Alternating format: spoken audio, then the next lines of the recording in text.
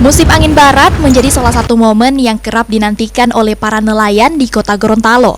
Menurut nelayan, angin barat menandakan masuknya musim ikan nike yang banyak diminati dan dijadikan masakan khas warga Gorontalo.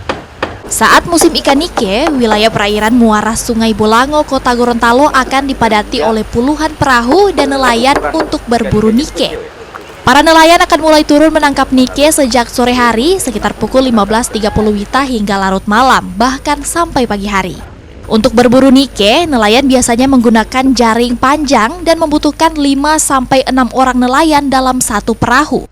Menurut nelayan, saat turun di puncak musim nike, para nelayan bisa menangkap sebanyak 50 hingga 60 karung ikan nike. Salah satu nelayan mengaku tangkapan ikan nike akan dijual hingga lebih dari 1 juta rupiah per karungnya. Sementara untuk per kilo, ikan nike di Gorontalo dijual pada kisaran harga 30 hingga 50 ribu rupiah.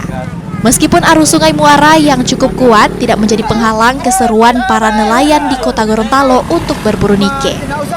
Tangkap nike ini. Kalau mau tangkap nike itu memang di posisinya memang di sini Om atau bagaimana?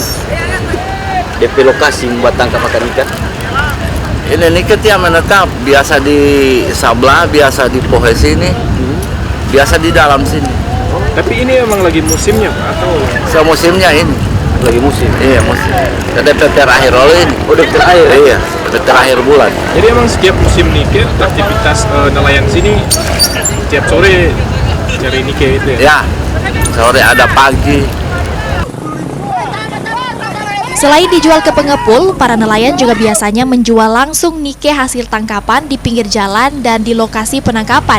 Meskipun hanya berlangsung beberapa hari, musim nike di Gorontalo memberikan dampak besar terhadap pendapatan para nelayan di kota Gorontalo. Ikan nike menjadi salah satu jenis ikan yang dapat diolah menjadi berbagai masakan atau kuliner khas Gorontalo karena memiliki rasa yang enak serta kandungan gizi yang baik. Kris Kamisma, Kompas TV, Gorontalo.